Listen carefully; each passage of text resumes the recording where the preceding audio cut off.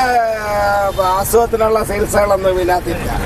പനി, ജലദോഷം, വയറ്റുവേദന, നെഞ്ചുവേദന, പിന്നെ ഇങ്ങനെയുള്ള അസുഖങ്ങളെ ഉള്ളു, അതിനുള്ള മരുന്നുകളെ ഉള്ളു. അതൊക്കെ ഇവിടെ കിട്ടുകയും ചെയ്യുന്നുണ്ട്. അതൊക്കെ മാത്രമേ. ഇപ്പൊ ഹോസ്പിറ്റൽ ഉദ്ഘാടനം കഴിഞ്ഞു, നമുക്കൊരു അഭിമാനമാണ് കെട്ടിട ഉദ്ഘാടനം കഴിഞ്ഞു. പക്ഷെ പരാതി കേൾക്കുന്നത് ഇവിടെ ഡോക്ടർമാരില്ല, ഇങ്ങനെ ഒരുപാട് സജ്ജീകരണങ്ങൾ ചെയ്തു, അതൊരു ഇലക്ഷന്റെ ഭാഗമായിട്ടുള്ള തട്ടിപ്പെന്ന് പറയുന്നുണ്ട്. എങ്ങനെ കാണുന്നുണ്ട്? പരാതി തീർത്താൽ അടിപൊളിയാണ്. അപ്പൊ ഈ പറഞ്ഞ പരാതിക്ക് കഴമ്പുണ്ടെന്നാണ്. അടിപൊളിയായി. അപ്പൊ ഇപ്പൊ ഈ ഡോക്ടർമാരുടെ സൗകര്യം ഇല്ല എന്നുള്ളത് ഉറപ്പാണ്. അപ്പൊ ഇനിയെങ്കിലും ഇതിപ്പോ ഡെവലപ്പ് ചെയ്ത് ഒരുപാട് ബിൽഡിംഗ് വന്നു, അതിന്റെ കാരണം കോൺഫറൻസ് ഹാൾ വന്നു, ഫിസിയോതെറാപ്പിക്ക് സിസ്റ്റം വന്നു. അത് ഉദ്ഘാടനത്തോട് അവസാനിക്കുമോ അതോ വീണ്ടും ചാലുമാവോ പറയണം? കൗൺസിലറാണ് അതിന് മുൻകൈ എടുത്തത്. പക്ഷെ ഇവിടുത്തെ ഒരു കുറവെന്താണ്? ഈ ഡോക്ടർമാരില്ല എന്നുള്ള പരാതി കറക്റ്റ് ആണോ?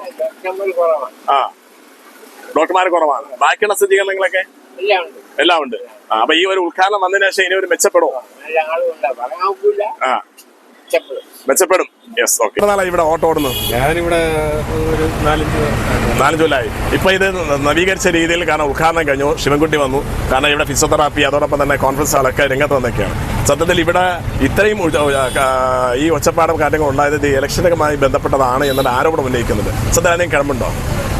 എല്ലാവരും ഇലക്ഷൻ സമയമാകുമ്പോൾ അവരവരുടെ ശക്തി തെളിയിക്കാൻ വേണ്ടിയിട്ട് അവരിങ്ങനെ ഉദ്ഘാടനം ചെയ്യുകയും പ്രവർത്തനം കാണിക്കുകയൊക്കെ ചെയ്യും. കാര്യം കഴിയുമ്പോൾ കമ്മാളൻ പുറത്ത്. അപ്പൊ എങ്ങനെ ഇവിടെ ഈ പറഞ്ഞ ഡോക്ടർമാരുടെ ലഭ്യത കുറവെന്നുള്ളൊരു പരാതിയുണ്ട്. ഇപ്പോഴും ഒരു ഡോക്ടറെ ഉള്ളൂ എന്ന് പറയുന്നുണ്ട്. ഈ ഒരു 20 മണി 10 അപ്പൊ അത് സത്യത്തിൽ എപ്പോഴും ഇങ്ങനെയാണോ?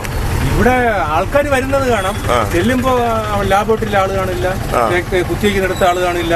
പിന്നെ മരസൈഡിൽ ചെല്ലുമ്പോൾ അവർ പറയും കൂട്ടിന് ആള് വേണം, കൂട്ടിന് ആളിനെ കൊണ്ടുവരുമ്പോൾ ആള് കാണില്ല. അല്ല, കൂട്ടിന് ആള് വേണം, ഇഞ്ചക്ഷൻ എടുക്കണം, ചിലപ്പോൾ അത് പ്രൊസീജിയറാണ്.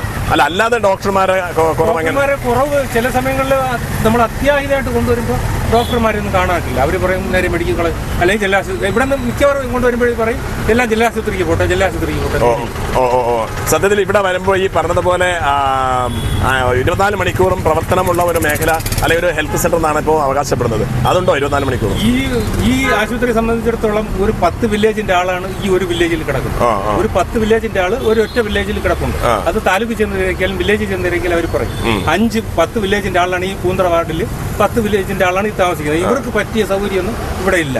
ഇവിടെ നിന്നെല്ലാം അതിനകത്ത് മെഡിക്കൽ കോളേജ്, ജില്ലാശുപത്രി, അങ്ങനെ അവർ പറഞ്ഞു വിടും. ചെന്നോട്ട് ചെറിയ മുറിവായിരുന്നല്ലോ അവർ പറയും മെഡിക്കൽ കോളേജ്, ജില്ലാശുപത്രി. ഓക്കെ. അപ്പൊ ഇപ്പൊ ഈ ഒരു ഉദ്ഘാടനം കഴിഞ്ഞതോടെ ഇനി ഡെവലപ്പ് ആകുമെന്ന പ്രതീക്ഷയുണ്ടോ? പ്രതീക്ഷിക്കാം. എന്നാലും ജനപക്ഷത്തിൽ ജനങ്ങൾ പറഞ്ഞത് നമ്മൾ കേട്ടു. എങ്കിൽ ഇവിടുത്തെ പ്രതിനിധിയെ നിരക്കി പുത്തമ്പള്ളി വാർഡിന്റെ കൗൺസിലറാണ് എസ് സലീം. അദ്ദേഹത്തോട് തന്നെ ഇപ്പൊ കേട്ട പരാതിക്ക് ഒരു നിജസ്ഥിതി എന്താണെന്ന് നമുക്കത് നോക്കാം. ഇപ്പോ ഈ